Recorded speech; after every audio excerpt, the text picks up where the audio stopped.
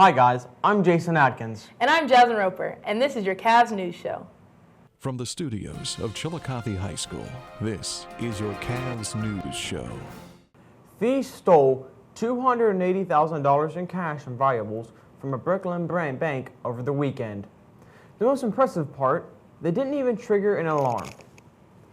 Police were only tipped off to the robbery at the HSBC branch in Borough Park when employees arrived on Monday and found a tunnel from the ceiling into the vault. Authorities, who found a hole in the roof, a ladder, and an opening in the chain-link fence behind the bank, say the bank was closed over the weekend. No arrests have been made at the moment. This honestly sounds like something out of the game. So you know what, let's go ahead and go to Parker with Pop Fusion. Hi, I'm Parker Tracy, and welcome to Pop Fusion. It's been a while since I've done a normal Pop Fusion segment, so how about we just jump right into it? As always, let's start off with the top 5 songs of the week according to Billboard.com. At number 5, we have Panda by Designer with 2 Eyes. At number 4, we have Pillow Talk by Zayn Malik. At number 3, we have No by Meghan Trainor. At number 2, we have 7 Years by Lucas Graham. And at number 1, we have Work by Rihanna. Marvel has recently announced the title for their upcoming Spider-Man movie. The movie will be known as Spider-Man Homecoming. It is speculated to follow the events of the comic by the same name, since it follows the events of Civil War.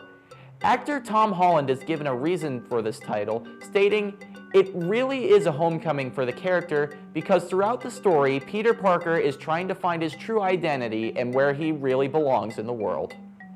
In gaming news, Dark Souls 3 was released earlier this week for the Xbox One, PS4, and PC.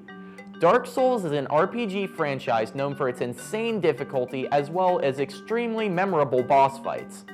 I know that some fans of the series consider this the actual sequel to the original Dark Souls, since Dark Souls 2 had little to do with the original game story-wise, but now it appears the new installment is going to be more closely rooted to the first game. Well, that's it for Pop Fusion. Back to my buddies in the studio. Thanks, Parker. A late spew of snow has hit Ohio this past weekend. Many people were upset because of the cold spring weekend, leaving many athletic games canceled and many plans unfulfilled. However, many people are starting to bite their bitterness after hearing about the harsh hailstorms in Texas this past week. On Tuesday, April 11th, people rushed to social media sharing photos and videos of the damage that the softball-sized hail had done. The hail left cars dented, windshields broken, and many houses disfigured. The storm was followed by various thunder and lightning storms. We hope everyone is okay. Now let's go to Did You Know with Ryan Kincaid.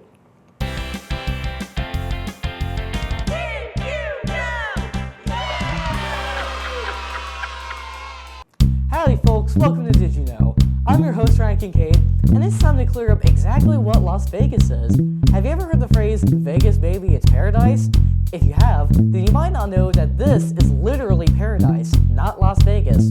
Don't believe me? Well, take a look at this map. Do you see the name Paradise on top of the airport? That's because most of the things we associate with Las Vegas, the casinos, the hotels, the Las Vegas sign itself, is all in Paradise, not Las Vegas.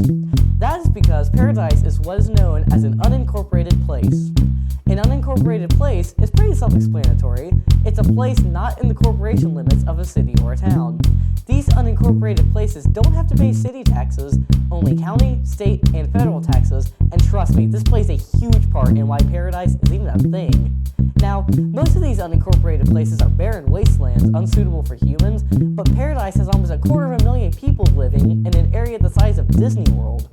So why is Paradise an unincorporated place and not its own city? Blame the mob.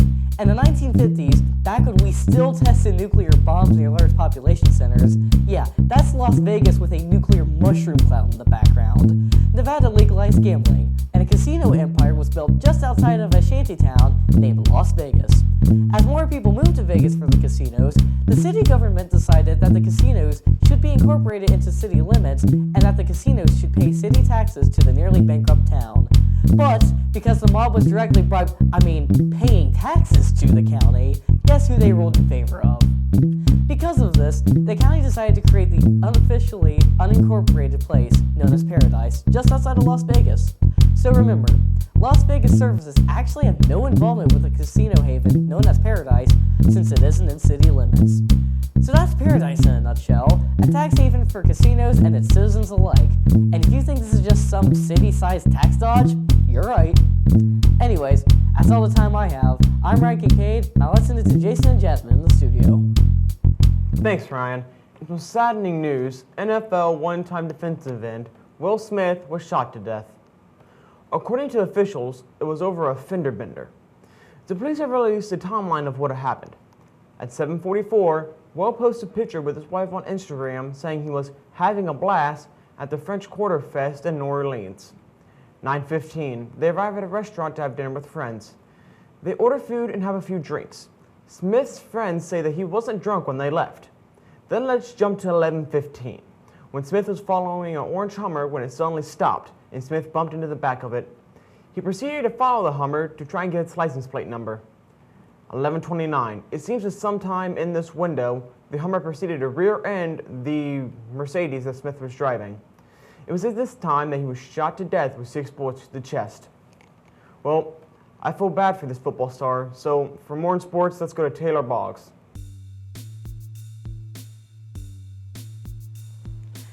Thanks, guys. I'm Taylor Boggs with this week's CAVS News Sports Update. All of our sports teams will be busy these next 2 weeks as they add on to their busy schedules to complete makeup games. The boys tennis team defeated Wilmington on Wednesday, April 13th with a final score of 3-2. Will Krieger, Sean McCorkle, Gabby LaPerga, and Ryan Whitlow were all victorious in their matches. Next up, we had the varsity softball team, who also defeated Wilmington in 7 innings with a final score of 6-2. Olivia Ray pitched all 7 innings with 6 strikeouts. Sydney Gallagher was 3 for 4 on hitting and scored 2 runs. Audrey Corzine was 2 for 3 on hitting with 2 RBIs and scored 1 run. And finally, Jayla Brown was 2 for 4 on hitting with 1 RBI. Their record overall is now 7-2, and they continue to stay undefeated in the SCUL with a final record of 5-0. The JV softball team run-ruled Wilmington in 5 innings with a final score of 20-10, and their record now stands at 6-2. The softball team ended their fundraiser on April 1st, and they donated nearly half of their money that was raised to the Ross County Coalition Against Domestic Violence, along with other household items. And next up, we have the boys baseball team, who continues to be victorious against other teams, even though they do not have a home field right now due to renovations. At this time, I do not know what record they hold in the SCOL, and I do not have any updates on the track team. Now let's get back on track with this week's Player of the Week, which is our very own Olivia Ray. Miss Ray started playing softball when she was 9 years old, and she started her high school career as the starting pitcher on the varsity team. She took a year off her sophomore year while there was a change in the coaching staff, but now she's back stronger than ever.